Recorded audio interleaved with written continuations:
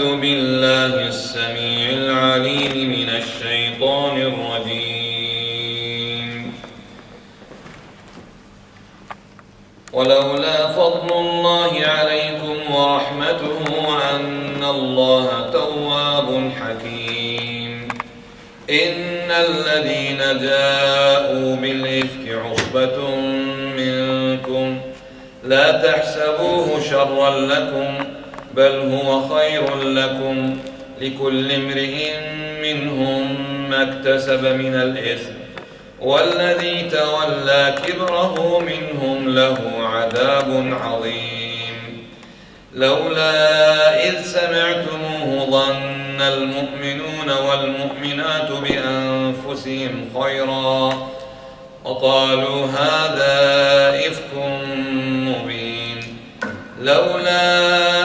لولا جاءوا عليه بأربعة شهداء فإذ لم يأتوا بالشهداء فأولئك عند الله هم الكاذبون. ولولا فضل الله عليكم ورحمته في الدنيا والآخرة لمسكم فيما أفضتم فيه عذاب عظيم إذ تلقونه بألسنتكم وتقولون بأفواهكم ما ليس لكم به علم وتحسبونه هينا وهو عند الله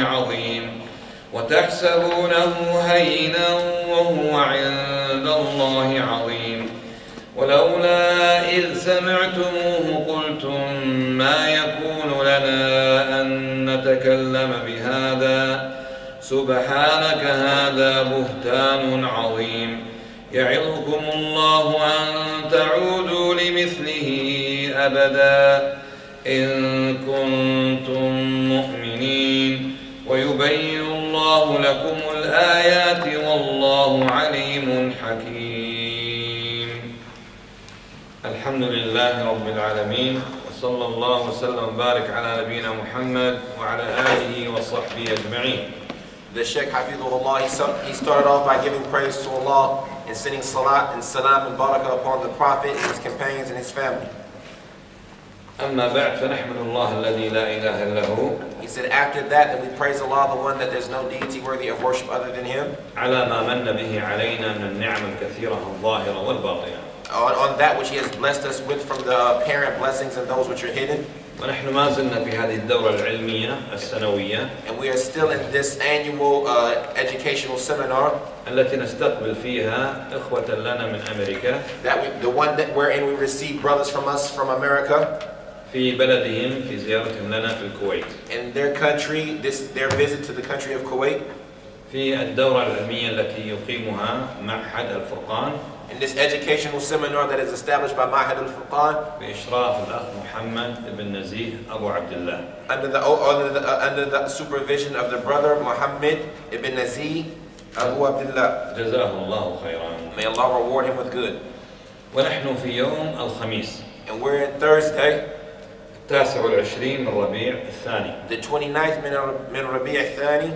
لعام 33 و400 وألف. In the year 1433. الموافق 22 من الشهر الثالث. That is in correspondence to the 22nd of March. لعام 12 و2000. In the year 2012. محدثكم أخوكم سالم بن سعد الطويل. The one talking to you, your brother Salim ibn Sa'd at-Taweel. وما زلنا في درس التفسير. And we're still in the lesson of Tafseer. تفسير سورة النور. The Tafseer of Surah an-Noor. وقد ذكرنا بالأمس. And we mentioned yesterday. أن الزوج إذا قذف زوجته بالزنا أي اتهمها بالزنا. That the husband, if he accuses his wife with zina. فالزوج خاصة شهادته عن أربعة شهادات. Then the husband specifically and singularly his testimony is that he testified 4 testimonies. يقول أشهد بالله العظيم أشهد بالله العظيم أشهد بالله العظيم أشهد بالله العظيم 4 مرات. So he says I bear witness by Allah al-Azim, and he says this 4 times.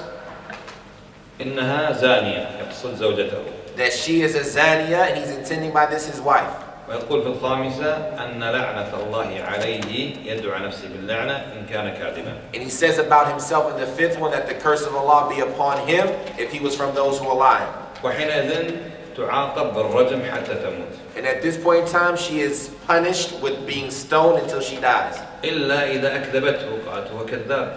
Unless she belies him or calls him a liar and says he's a liar. فحينئذ يطلب منها القاضي. So at this point in time, it's requested, or the judge requests from her, أن تشهد 4 شهادات بالله. that she testify 4 testimonies by Allah. تقول أشهد بالله العظيم، أشهد بالله العظيم، أشهد بالله العظيم، أشهد بالله العظيم. And so she says, I testify by Allah al-Azim, and she says this 4 times. إنه من الكاذبين، أي زوجها إنه من الكاذبين. That he is from the liars, i.e. her husband, that he is from the liars. وتقول في الخامسة. And she says in the 5th. تدعو نفسها بغضب الله. She makes dua against herself for the anger of Allah. أن غضب الله عليها إن كان زوجها من الصادقين. That the anger of Allah be upon her if her husband was from those who were telling the truth.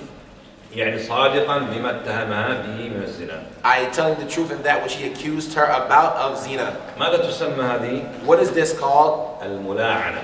الملاعنة. تسمى الملاعنة. It's called ملاعنة. ثم القاضي يفرق بينهما إلى الأبد، ما يلتقيان.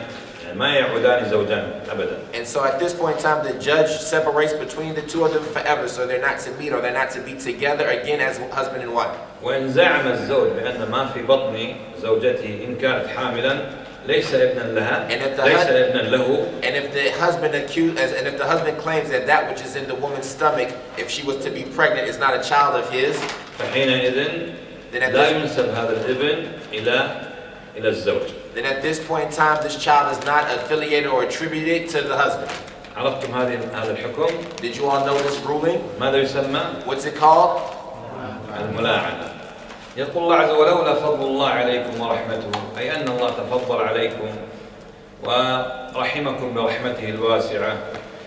And so Allah says, the translation of which, and it had not been for the grace of Allah, meaning that Allah had, and then His mercy, meaning that Allah had grace upon you and He had given you mercy, لما شرع لكم هذه الأحكام. He wouldn't have legislated for you these rulings.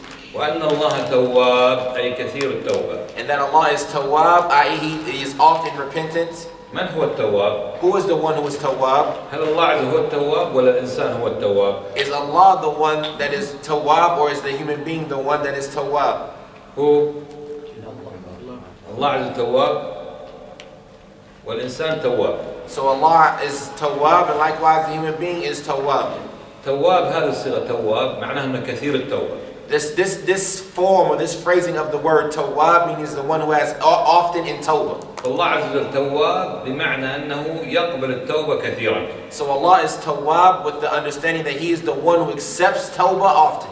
والإنسان إذا كان يتوب إلى الله كثيرا يقال عنه تواب. And the person, if he was often repenting to Allah or making Tawbah to Allah, it said about him that he is Tawwab. الله عز وجل تواب والمخلوق تواب. So Allah is Tawwab, and likewise the creation is Tawwab. لكن المعنى مختلف. But the meaning is different. الله تواب لأنه يقبل التوبة كثيرا. So Allah is Tawwab because He accepts this Tawbah often. والإنسان الذي يتوب إلى الله كثيرا يقال عنه تواب. And likewise the person who repents or makes Tawbah to Allah often, he is said to be Tawwab. سمى الله نفسه ووصف نفسه بأنه تواب كما في هذه الآية إن الله تواب. So Allah has called Himself and described Himself with the word Tawwab, like is in here in this ayah when He says verily He is Tawwab. ووصف المخلوق بأنه تواب في قوله تعالى. And He described the creation as them being Tawwab in His statement Ta'ala. إن الله يحب التوابين. The translation of which is verily Allah loves the Tawwabin. السؤال من جديد. So I ask the question again anew. من هو التواب؟ Who is Tawwab? الله عز وجل أو الإنسان؟ Is it Allah or the human being? الله عز وجل تواب والإنسان تواب. Allah Azza wa Jalla is Tawwab, and likewise the human being is Tawwab. لكن المعنى مختلف. But the meaning is different. فالله عز وجل تواب أي أنه يقبل التوبة كثيرا من عباده. So Allah Azza wa Jalla is Tawwab, meaning He accepts this Tawbah from His servants often. وأما الإنسان يقال عنه تواب. And as far as the human, it is said about him Tawwab, إذا كان كثير التوبة إلى الله عز وجل. if he was oft in giving Tawbah or making Tawbah towards Allah Azza wa Jalla. فقال الله عز وجل نفسه هنا إن الله تواب. So Allah says about Himself here that verily Allah is Tawwab. أي يقبل كثيرا من عباده التوبة. i.e. that he accepts from his servants often this tawbah. فهو يتوب بالليل والنهار. So he accepts this tawbah in the day and in the night and in the day. والتوبة بابها مفتوح. In tawbah, its door is open إلى أن تطلع الشمس من مغربها آخر الزمان. until the sun rises from the west in the last days. وكل إنسان في حقه باب التوبة مفتوح. And every individual in his own regards, the door of tawbah is open. ما لم تغرغر روحه يعني تصل إلى درجة الغرغرة قبيل الوفاة هذا لا تقبل توبته. As long as the soul doesn't start to boil in his throat or go about in his throat, meaning close to the time of his death when the soul is about to come out. وقال الله عز وجل سمى نفسه وصف نفسه فقال حكيم أي ذو حكمة. And Allah says about himself, he's named himself Hakim, i.e. the one who is known as having wisdom. والحكمة هي وضع الشيء في مكانه المناسب. And wisdom is to put something in its suitable and proper place. فالله عز وجل حكيم. So Allah is Hakim لأنه يضع كل شيء في مكانه المناسب. because he puts everything in the place that it belongs. والله عز وجل حكيم بمعنى أنه يحكم. And Allah is Hakim also with the meaning that he judges. إذا ما معنى حكيم؟ So therefore, what is the meaning of Hakim? لها معنيان. It has two meanings. أن الله عز وجل حكيم أنه يضع الأشياء يعني ذو حكمة يضع الأشياء في أماكنها المناسبة. It means that Allah is Hakim, that he has hikmah, he puts things in their suitable places. وحكيم بمعنى أنه ذو حكم أنه يحكم. And Hakim with the meaning that he is the one that judges, meaning he's the one that judges. وأين حكمة الله عز وجل تكون وأين حكم الله عز وجل يكون؟ And where is the wisdom of Allah to be found, and where is the ruling or the judgment of Allah to be found? هل حكمة الله عز وجل تكون في مخلوقاته ولا في تشريعاته؟ Is the wisdom of Allah to be found in those things that he created or in the things that he legislated?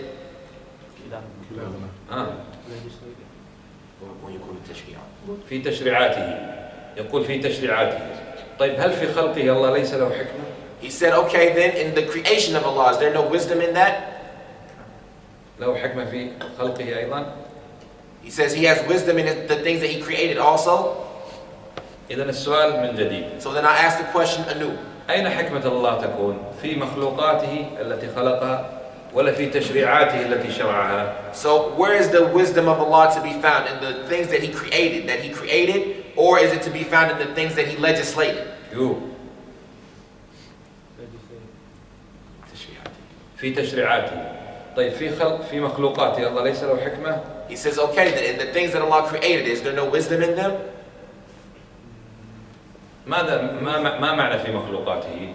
يعني what is the meaning in the things that he created? يعني خلق الإنسان بلا حكمة. يعني did Allah create the human being without wisdom? خلق السماوات بلا حكمة. Did he create the skies without a wisdom? خلق الشمس بلا حكمة. He created the sun without a wisdom? خلق القمر بلا حكمة. He created the moon without a wisdom? هل الله يخلق المخلوقات بلا حكمة ولا بحكمة؟ Did Allah create the things that are created without any wisdom, or did he do it with wisdom?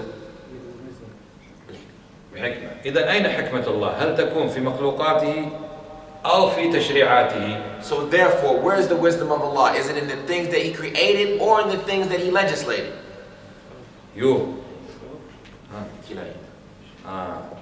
نعم. الله عز وجل حكيم ذو حكمة يضع الأشياء في أماكنها المناسبة. He says Allah Azza wa Jalla is Hakim, the one that has wisdom. He puts things in their proper place. في مخلوقاته and the things that he created, وفي تشريعاته. as well as in the things that he's legislated. ما معنى في تشريعاته؟ What does it mean, the things that he's legislated? يعني فرض الصلاة. Like he made salat obligatory. فرض الزكاة. Likewise zakat. فرض الصيام. Likewise siyam. حرم القتل بغير حق. He made it prohibited murder without just cause. حرم الخمر والزنا. He made khamr and zina also prohibited. كل ما شرعه الله لعباده. Everything that Allah legislated for his servants, فهو قائم على الحكمة. then this is built or based upon wisdom. وكل مخلوق خلقه الله. And everything that Allah created, فقد خلقه لحكمة. then he's created it for wisdom. يعني ما في مخلوق خلقه الله لغير حكمة. And there's nothing that Allah created that has no wisdom behind it. لعبا عبثا. As a game or as a waste of time. وما في تشريع شرعه الله لعباده. Nor is there anything that Allah has legislated for his servants من غير حكمة. without any wisdom in it. لعب أو عبث أو ظلم. As a form of game or waste of time or oppression. كيف عرفنا؟ How do we know this? بأن الله عز وجل that Allah Azza wa Jal, خلق جميع المخلوقات بحكمة that has created all of the creation with the wisdom, وشرع كل التشريعات بحكمة. and He has legislated all of the legislations with wisdom. ما الدليل على ذلك؟ What's the evidence on this? الدليل على ذلك And the evidence on this أن الله سمى نفسه الحكيم. is that Allah has named Himself Al-Hakim. بما أنه هو الحكيم And so since He is the Hakim, وهو ذو حكمة and He is the one that has hikmah, إذا حكمته في كل شيء، so then therefore His hikmah is in everything, في مخلوقاته and the things He created, وفي تشريعاته. and likewise the things He legislated. المعنى الثاني للحكيم The second meaning of Hakim أنه يحكم. is that He judges. بماذا يحكم الله عز وجل؟ And what does Allah judge with Azza wa Jal? هل يحكم في مخلوقاته Does He judge in His creation, أو يحكم في تشريعاته؟ or does He judge in His legislation? الله يحكم Allah judges, يعني ذو حكم. and He's the one that has a judgment. فأين يحكم الله عز وجل؟ So where is His judgment at? يحكم في مخلوقاته التي خلقها Does He judge in the creation that He has created it? أو يحكم في تشريعاته التي شرعها؟ Or does He judge in the legislations that He's legislated it? نوح. كلاهما نعم. الله عز وجل هو الحكيم، Allah Azza wa Jal is Al-Hakim, إذا ذو حكمة. meaning that He has hikmah. حكمته في مخلوقاته وفي تشريعاته. He has hikmah or wisdom in the things that He's created as well as in the things that He's legislated. والله عز وجل حكيم ذو حكم، And Allah Azza wa Jal is Hakim with the meaning of having hukum. يحكم في خلقه ويحكم في تشريعاته. He judges in amongst the things that He's created as well as in the things that He legislated. كل هذا استفدناه من اسم الله الحكيم. All of this we benefited it from the name of Allah Al-Hakim. أخوكم اسمه عبد الحكيم. Your brother, his name is Abdul Hakim. قال الله عز وجل إن الذين جاءوا بالإفك. الإفك الكذب الكبير وقال عنه إفك. Allah Azza wa Jal says the translation of that, verily those who've come from you with the if, and the word if here is a major lie or a great lie. الكذب هو الإخبار خلاف الحقيقة. And the word lie in Arabic or kadhib is to say something about, to inform about something in contradiction to the reality. وضد الكذب الصدق. And the opposite of kadhib is truth. إذا كان الكذب هو الإخبار خلاف الحقيقة. And so if kadhib was to inform about something that is contrary to reality, فالصدق هو الإخبار بما هو مطابق للحقيقة. then therefore truth or sidq is to say something or inform about something that is corresponding and in accordance to the reality. فإذا صار الكذب كبيرا. So if the lie was to become something that was great, يقال عنه إفك. it's said about it that it is a if. ويقال عنه افتراء. And it's also said about it this other word iftira or fabrication. وفي زمن النبي صلى الله عليه وسلم And in the time of the Prophet sallallahu alaihi wasallam, حصل إفك. an ifk occurred. يعني ماذا حصل إفك؟ What was this if? يعني حصل كذب كبير. It meaning there was a great lie occurred. ما هو الإفك الذي حصل في زمن النبي صلى الله عليه وسلم؟ What was this if that occurred at the time of the Prophet sallallahu alaihi wasallam? أن بعض المنافقين That some of the hypocrites اتهموا عائشة أم المؤمنين رضي الله عنها وزوجة النبي عليه الصلاة والسلام accused Aisha to al-Mu'mineen radiyallahu anha and the wife of the Prophet sallallahu alaihi wasallam. اتهموها مع رجل بالزنا. They accused her and a man of committing zina. ماذا يسمى هذا الاتهام بالزنا؟ What is this accusation of zina called? القذف. It's called slander. ما هو القذف؟ شرحناه في الدرس الماضي. What is this qadf? We talked about it and explained it in the previous lesson. هو اتهام الأنفس العفيفة بالزنا. It's to accuse the chaste individuals with zina. هؤلاء المنافقون So these hypocrites, افتروا على أم المؤمنين عائشة رضي الله عنها. they fabricated in regards to Aisha al-Mu'mineen radiyallahu anha. وجاءوا بإفك عظيم بكذب كبير. And they came with an ifk or a great lie عندما قذفوا عائشة بأنها زانية والعياذ بالله. when they slandered Aisha radiyallahu anha and said that she's zaniya wa iyadhu billah. هل هؤلاء الذين جاءوا بالإفك بهذا الكذب الكبير هم من خارج مجتمع النبي عليه الصلاة والسلام ولا من مجتمع النبي عليه الصلاة والسلام؟ These individuals who came with this ifk and it is a big lie, were they outside of the community of the Prophet sallallahu alaihi wasallam or were they part of the community of the Prophet sallallahu alaihi wasallam? هل كانوا من اليهود Meaning that were they from the Jews أو كانوا من كفار قريش or from the kuffar of Quraysh أو كانوا من مجتمع النبي عليه الصلاة والسلام؟ or were they from the community of the Prophet sallallahu alaihi wasallam? From the community of the Prophet sallallahu alaihi wasallam.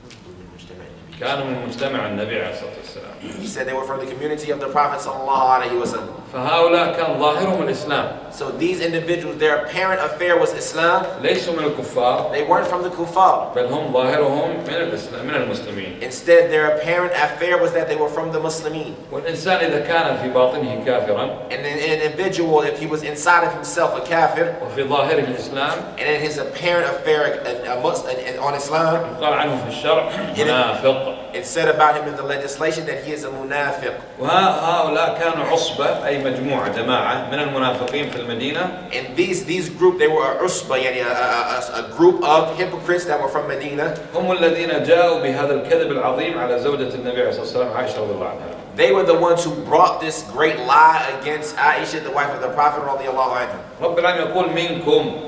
Our Lord, He says, translation from you. يعني ليسوا من الكفار، ليسوا من خارج مجتمع النبي صلى الله عليه وسلم، بل هم من مجتمع النبي عليه الصلاة والسلام. Meaning that they were not from the kuffar, they were not outside of the community of the Prophet sallallahu alaihi wasallam. It said they were from the community of the Prophet sallallahu alaihi wasallam. وليس كل من تكلم على عائشة واتهمها بالفاحشة كان من المنافقين الكفار. And not everybody who accused or talked about Aisha or accused Aisha were from the munafiqeen or the kuffar. الذين في قلوبهم الكفر ويظهرون الإسلام. The ones who had in their hearts kufr but would show Islam. لكن هناك من المسلمين. But they were from the Muslims. من اغتر بكلام المنافقين. Those who were misled by the kalam of the munafiqeen.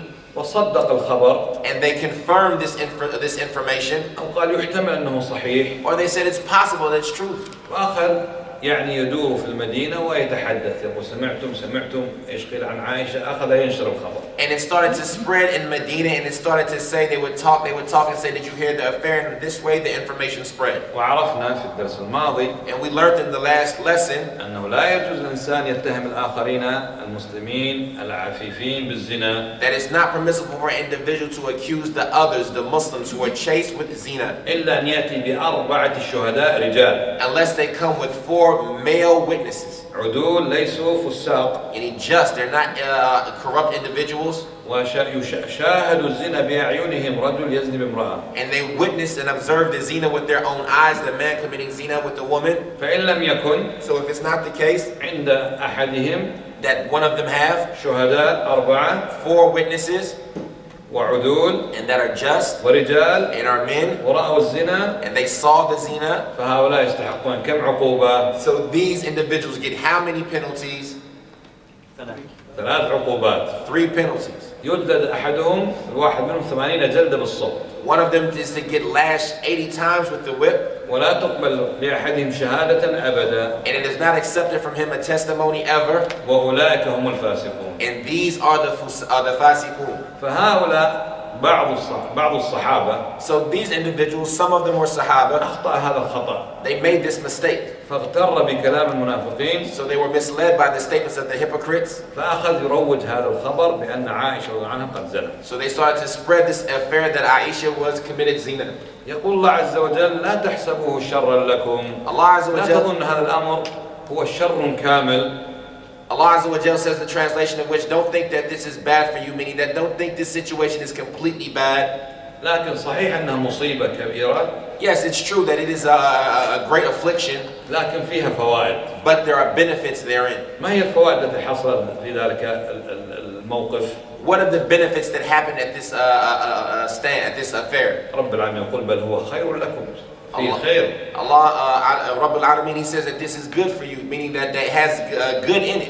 ما هو الخير الذي حصل؟ What is the good that's in this? كونه شر هذا واضح. The fact that it's something that's evil is obvious. ناس يتهمون زوجة النبي صلى الله عليه وسلم بالفاحشة هذا شر عظيم. People accuse the wife of the Prophet sallallahu alaihi wasallam with indecency. This is a great evil. لكن هذا الأمر حصل فيه من الخير. But this affair had some good that was in it.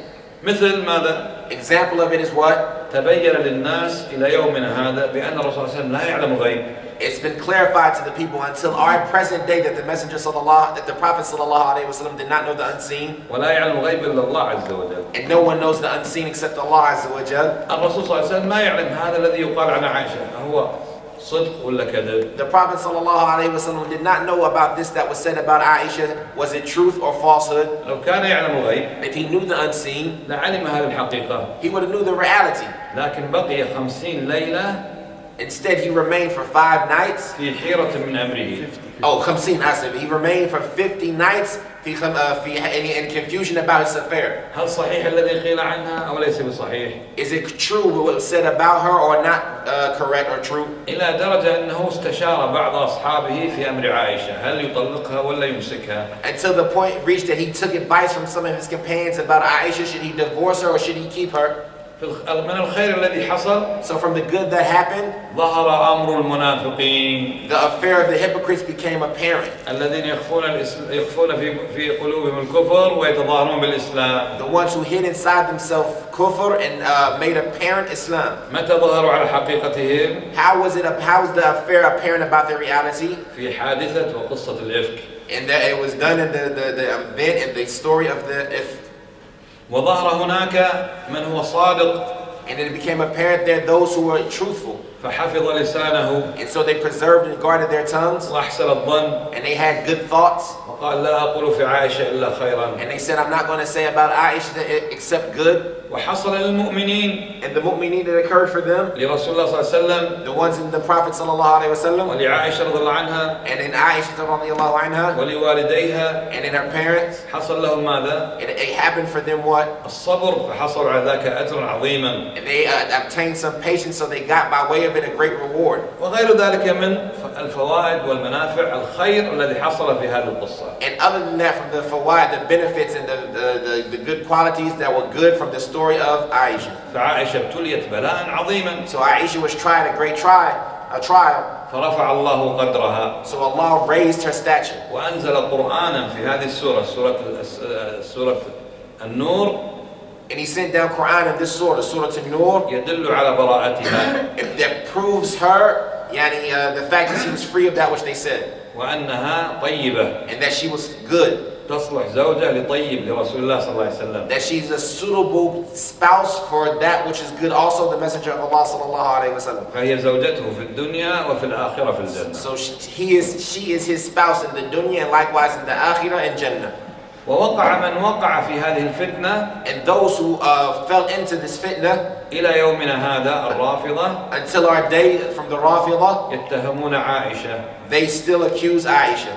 والرافضة وغير الرافضة. And the Rafida and other than the Rafida. أيضا خلقهم الله للابتلاء. Allah created them to try them. الله يقول الذي خلق الموت والحياة ليبلوكم جميعا. Allah Ta'ala says, the translation of which the one who created death and life to try you, and all of you. ليبلوكم أيكم أحسن عملا. To try you, which of you is better in action. فما زال الله عز وجل يبتلي الناس. So Allah has not ceased to try the people. في قصة وموضوع عائشة رضي الله عنها.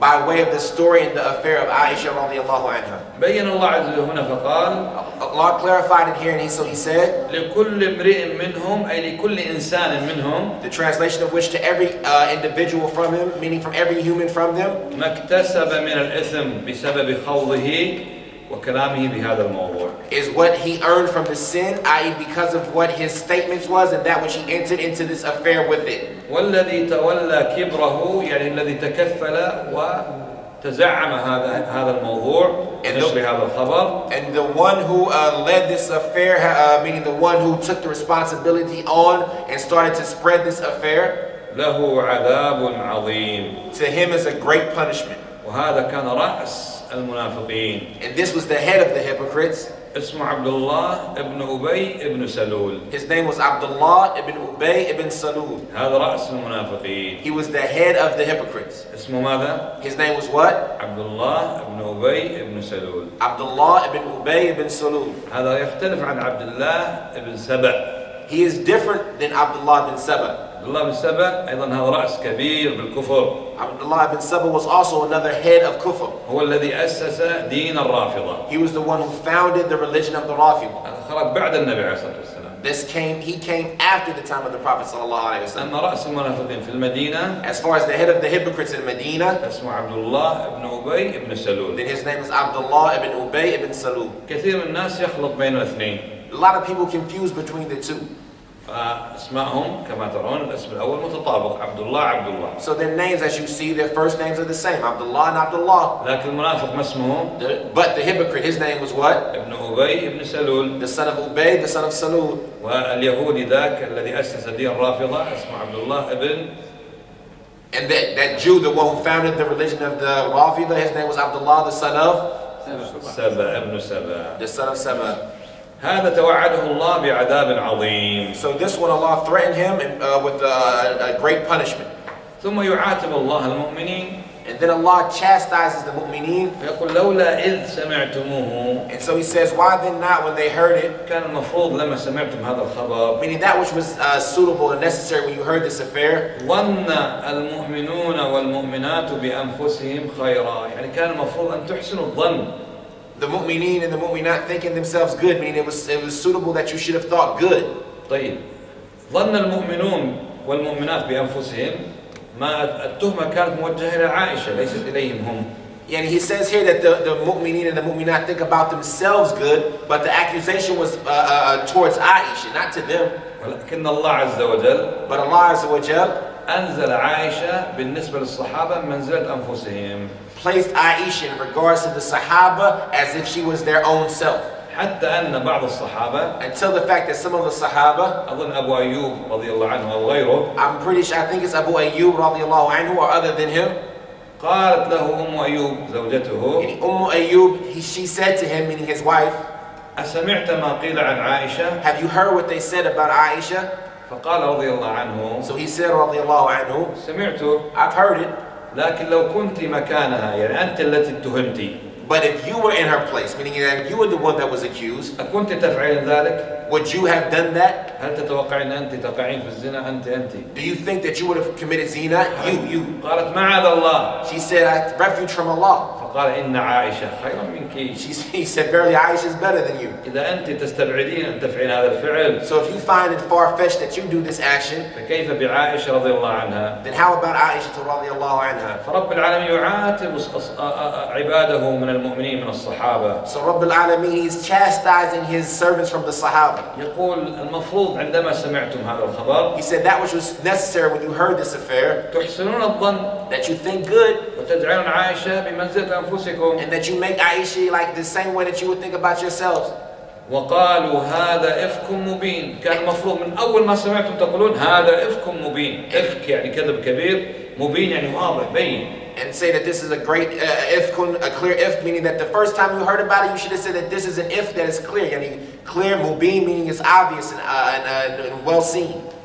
لولا جاءوا عليه بأربعة شهداء كان المفروض أن تقولون المفروض هؤلاء بما أنهم اتهموا عائشة المفروض يأتون إيش بأربعة شهداء. He said, why didn't they bring forward witness, meaning that which was necessary when these people said these statements, that which was necessary when they said, why didn't they bring these people should have brought forward witnesses? لأن هذا حكم الله. Because this is the ruling of Allah. الذي يتهم أحدا بالزنا. That somebody who accuses the other of zina. مطالب بماذا؟ He is requested with what? أن يحضر أربعة شهداء. That he make present 4 shuhada. رجال. That are men. عدول. That are just. قد شاهدوا الزنا. That they observe the zina. بعد ذلك يتكلمون. After that they can speak. لكن أنتم يا مجتمع الصحابة. But you, O gathering or group of Sahaba, قد رأيتم هذا الذي يروج الخبر. You've seen these individuals spreading this affair. ما عنده شهداء. They didn't have any witnesses. وإنما الموضوع كله. And instead the topic, all of it, or the affair, all of it. أن النبي صلى الله عليه وسلم مع بعض أصحابه كانوا في سفر. That the Prophet sallallahu alaihi wasallam was with some of his companions on a trip. وكانت معهم في السفر عائشة رضي الله عنها. And on this trip, Aisha radiallahu anha was with them.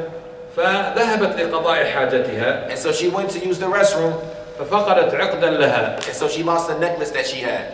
فرجعت تبحث عنه. So she went back to look for it. وإلا القافلة الجيش قد انصرف وتركها. And the army, the party of the army had went off and the wind left her. وهي كانت في الهودج والهودج عبارة عن الخيمة الصغيرة التي توضع على ظهر الجمل وتركب المرأة داخلها ويسير فيها الجمل. And she was in the howdaj, which is a phrase used to express a small tent that's put on the back of the camel that the person will be in it and it will ride with them in it. وكانت ضعيفة وخفيفة. And she was weak and small. هي كانت جارية فتاة صغيرة. She was a young girl. فظنوا أنها داخل الهودج. So they thought that she was inside of this howdaj. فأثاروا البعير قام وانطلق الجيش كله ويظنون عائشة أين؟ داخل الهودج. And so they made the camel stand up, and the Jaysh, all of them left, and they thought that Aisha was where? Inside the hodaj. هي بما أنها تريد أن تقضي حاجة. And so since she had wanted to go out and use the restroom, طبعا طبيعي أنها تبتعد بعيد حتى تقضي حاجتها. and the nature is that when she goes far away when she goes to use the restroom, حتى لا يراها الناس. and so the people can't see her. فلما راحت بعيدة لقضاء حاجتها وسقط عقدها. And so when she went far away to use the restroom and her necklace fell, ورجعت ما وجدته. and she came back and couldn't find it, توقعت أنه سقط منها في الطريق أو في المكان التي قضت فيه الحاجة. she thought that it fell off of her on the path or in the place that she used the restroom in. راحت بعيدة. So she went back far away. في هذه اللحظة انطلقت القافلة، الجيش كله سار إلى المدينة. And at this moment, the party or the army went out, and all of them left without. رجعت ما وجدتهم. She came back and didn't find them. جلست في مكانها. She sat in her place. كان النبي صلى الله عليه وسلم The Prophet ﷺ يضع رجلا في آخر الجيش used to put a person at the back of the army. اسمه صفوان. His name was Safwan. هذا كان ينام طويلا. He used to sleep a lot. يكلفه النبي عليه الصلاة والسلام بعدما ينصرف الجيش. The Prophet gave him the responsibility that after the army left, ويستيقظ هو من النوم. and he would wake up from his sleep. ينظر في الأمور لعله الجيش سقط منه شيء أو نسي شيئا. He would look into the situation and maybe the army dropped something or they left something.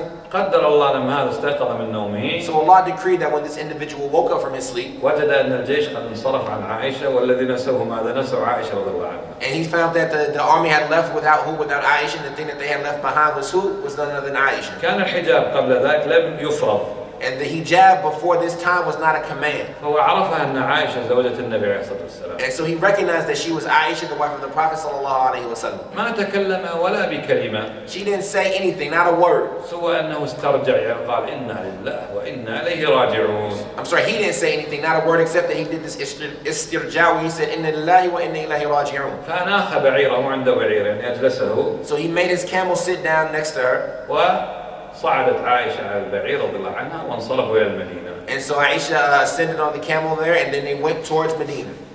فلما دخلوا المدينة طبعا الجيش وصل قبلهم لأن سار قبلهم. So when they entered into Medina, and of course the army had arrived before them because they left before them. رأى بعض المنافقين. Some of the hypocrites saw هذا الرجل. this man ماسك بالبعير. holding on to the camel. يسير فيه. He's leading it. وعلى ظهر البعير عائشة. And on the back of the camel is Aisha. قالوا ما سلمت منه ولا سلم منها أكيد فعلوا الفاحشة أكيد. They said, it's definite that he wasn't safe from her and she wasn't safe from him. Indeed, they've done something that was indecent. Indeed, they've done something. هذا كله ما حصل. All of this is what occurred. ما حصل شيء غير ذلك. Nothing else other than this occurred. وإلا بهم يروجون بأن عائشة قد وقعت بالزنا مع هذا الرجل. Instead, all there was is that they were spreading in the fact that Aisha had done something with this man. صار في المدينة أمر فظيع كبير في تناول هذا الخبر. And it happened in Medina, a great exposing or a great bad affair from the spreading of this information. وابتلى الله المؤمنين. And Allah tested the mu'mineen. وظهر المنافقون. And He made apparent the munafiqun. وأخطأ من أخطأ من الصحابة. And those who made the mistake from the Sahaba made that mistake. وأكثرهم حفظ لسانه والحمد لله. And the majority of them guarded their tongue, walhamdulillah. وابتلي النبي عليه الصلاة والسلام. And the Prophet was put through a trial. وابتليت عائشة رضي الله عنها. And likewise Aisha was put through a trial. وابتلي والداها. And likewise her parents were put through a trial. قصة الإفك في صحيح البخاري. And the story of the if can be found in Sahih Bukhari. قصة طويلة. A long story. فيها فوائد كثيرة. There are a lot of benefits therein. رب العالمين يقول. The Lord of the Alameen, He says, معاتبا عباد المؤمنين. chastising His servants that are from the mu'mineen. كان المفروض لما سمعتم الخبر. That which was necessary when you heard this information. تحسنون الظن. That you think good. وتقول هذا الذي يروج هذا الخبر. And you would say that those who are spreading this information. حكم الله فيه معلوم. The judgment of Allah about them is well known. مطالب بأن يحضر كم. They are requested to bring about how many? 4 شهداء. 4 witnesses. رجال. Men. عدول. Just. ويقول أنهم فعلا رأوا فلانا يزني بفلان. And they say they have definitely and actually saw such and so committing zina with such and such. فإذا لم يأتوا بالشهداء ما عندهم شهداء يأتوا بهم. So if they didn't bring these shuhada, meaning they didn't have any witnesses to produce, فأولئك عند الله هم الكاذبون. then these with Allah are the liars.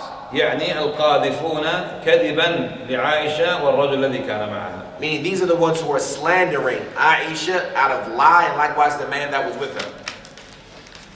يقول الله عز وجل ولولا فضل الله عليكم ورحمته في الدنيا والآخرة لمسكم فيما أفضتم فيه عذاب عظيم، يعني لأصابكم عذاب عظيم بسبب هذه التهمة التي روجتموها، لكن الله عز وجل من رحمته وفضل العباد ما أوقع عليهم عقوبة، وإلا الشيء فعلوه عظيما. And so he mentions the ayah, and then he says it had it not been for the fadl or the virtue of Allah, it would have affected you there because of it, a great punishment for that which you said and spread from this affair.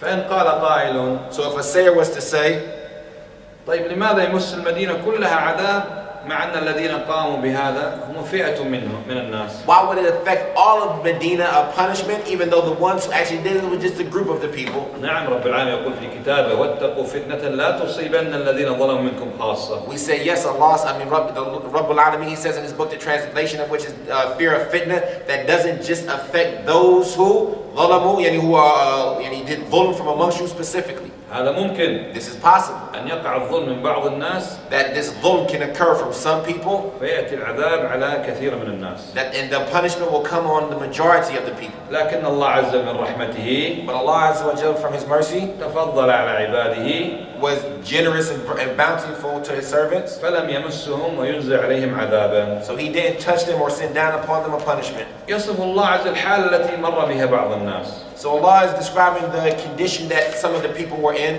فيقول إذ تلقونه بألسنتكم، يعني تلقون الخبر وتتناقلوه ما بينكم، ناس تتكلم وناس تسمع ويزيد الخبر ويروج الخبر. And so He said when you were receiving or getting this information, meaning that the people were transmitting it between themselves and they were spreading it and propagating it.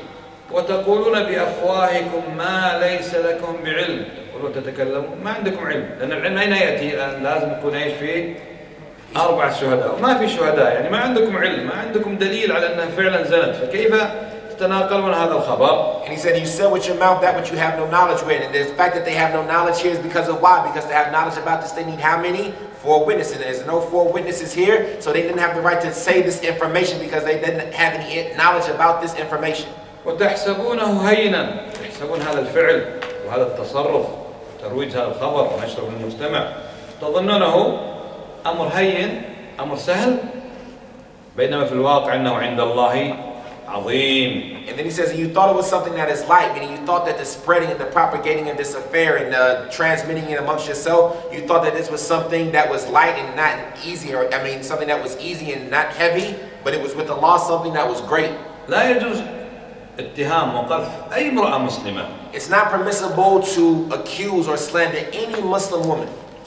لكن هل اتهام عائشة بالذات زوجة النبي صلى الله عليه وسلم أعظم ذنبا؟ But the accusation against the Aisha, the wife of the Prophet ﷺ specifically, is this greater than accusing any other Muslim woman? أو أن اتهامها كاتهام أي مسلمة أخرى؟ Or is the accusations against her the same as the accusations against any other woman? Same. لماذا؟ Why? لأن الطعن بعائشة طعن بالنبي عليه الصلاة والسلام. Because the accusations against Aisha are accusations against the Prophet ﷺ. والطعن بعائشة طعن بالله عز وجل. And the accusations against Aisha are also accusations against Allah Azza wa Jal. كيف الله عز وجل يختار لنبيه امرأة ساقطة؟ How could Allah Azza wa Jal choose for His Prophet a woman who had bad qualities or bad values? وكيف يقبل النبي صلى الله عليه وسلم أن تكون له زوجة ساقطة؟ And likewise, how could the Prophet ﷺ choose for himself a wife that would have bad values? فأعداء الإسلام والمسلمين So the enemies of Islam and the Muslims, أرادوا أن يبطلوا الإسلام ويقضوا عليه they wanted to falsify Islam and end it من هذا الباب. from this aspect. الطعن ببيت النبوة. To accuse and slander the house of the Prophet. إذا كان نبي المسلمين If the fact that the Prophet was, if the fact that the Prophet of the Muslims رسول رب العالمين and the messenger of the Lord of the Alameen, الذي رسول الله بالإسلام the one that Allah sent with Islam, زوجته هذا مستواها. his wife, this was her level. إذن هذا الدين لا يصلح. Then this religion is not suitable. هذا هو قصدهم بذلك. This is what they intended with this. لذلك قذف أزواج النبي صلى الله عليه وسلم كفر بالله العظيم. And for that reason, to slander the wives of the prophets is kufr billahi rabbil alameen. ليس فقط معصية كقذف أي مسلمة أخرى. It's not just a simple disobedience like it would be if they were to slander any other Muslim woman. لأن في ذلك اعتداء على النبي عليه الصلاة والسلام. Because in this is a transgression against the Prophet sallallahu alaihi wasallam. واعتداء على الإسلام. And likewise a transgression against Islam. بل واعتداء على رب العالمين. And even more than that, it's a transgression against the Lord of the Alamin. لذا يقول الله وتحسبون هينا وهو عند الله عظيم. And for that reason, Allah Azza wa Jalla, He said you thought it was something that was light, but it's something that with Allah is great. لولا إذ سمعتموهم قلتم ما يكون لنا أن نتكلم بهذا. كان المفروض عندما سمعتم يقول بعضكم البعض هذا الموضوع أبدا لا يجوز أن نتكلم به. He says the لا translation. يحق لنا نتكلم به. And if the translation is, why would not when you heard it that you said it's not for us to say this? Meaning that when you all heard this, you said, no, we can never say anything like this. We don't have any rights to say anything like this. هذا سبحانك ينزه الله عز وجل.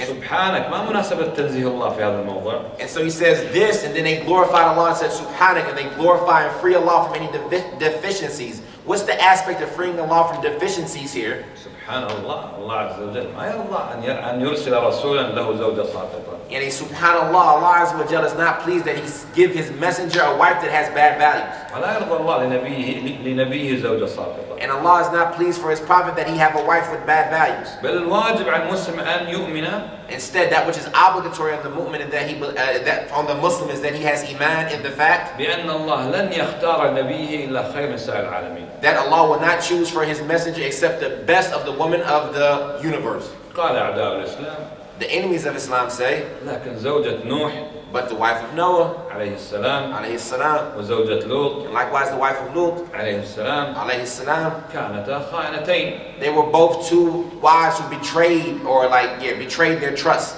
فما المشكلة؟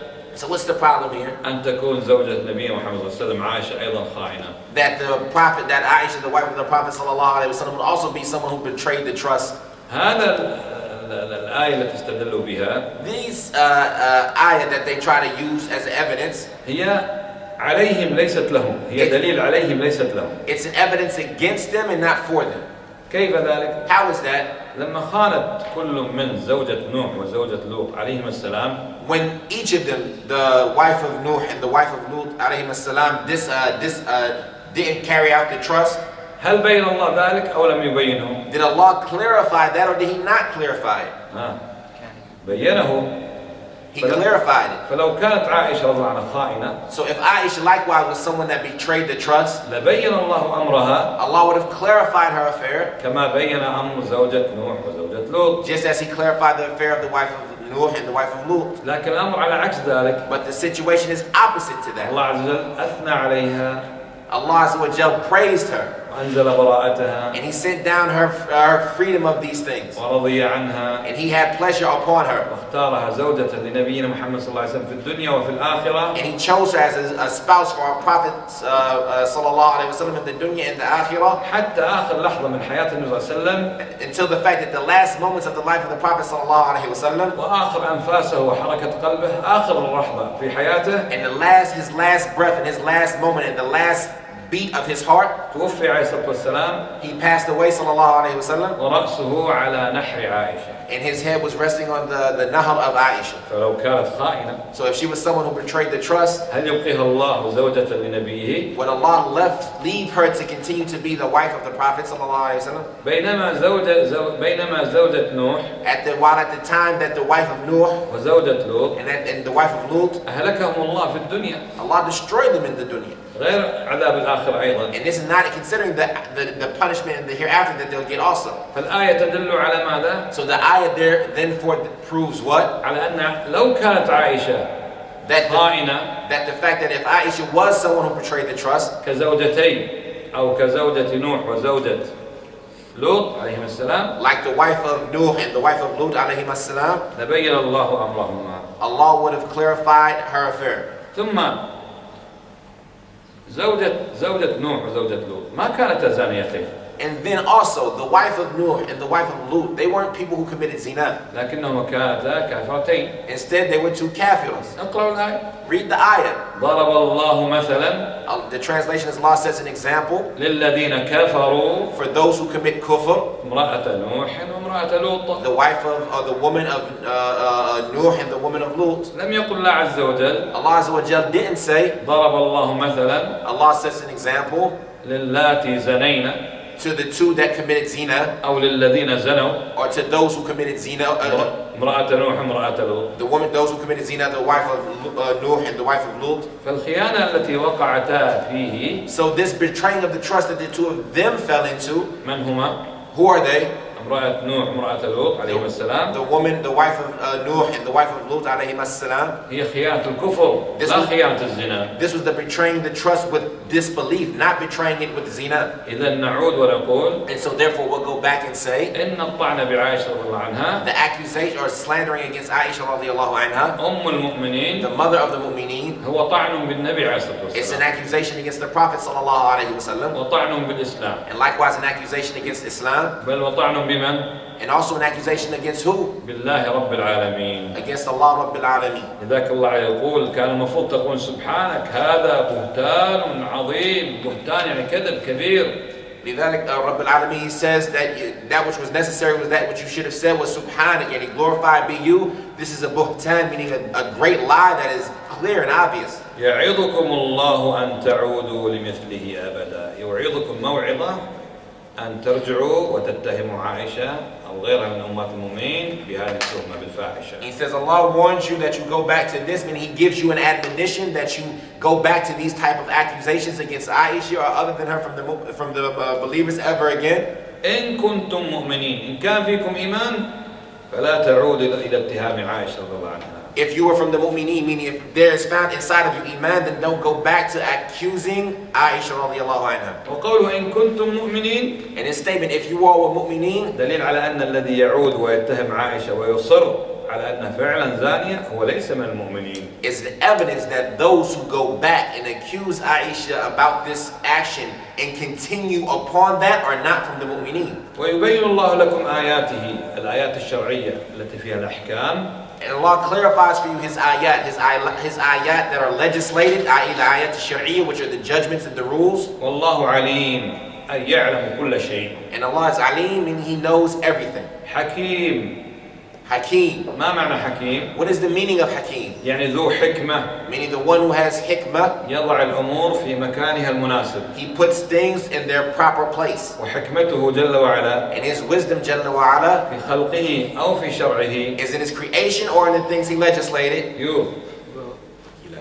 في خلقه وفي شرعه. In His creation and in the things He legislated. وحكيم ذو حكم. And likewise Hakim, and He has the hukm or the judgment. يحكم في خلقه. He judges His creation. أو يحكم في شرعه. Or He judges with the things that He legislates. What was the question? What's the question, huh? Obviously. Allah al-Hakim ذو حكم. Allah is Hakim, and He's the one that has hukm or judgment. يحكم في خلقه. Does He judge in His creation? أو يحكم في شرعه. Or does He judge in regards to what He's legislated? Oh, same, both. في هذا وهذا.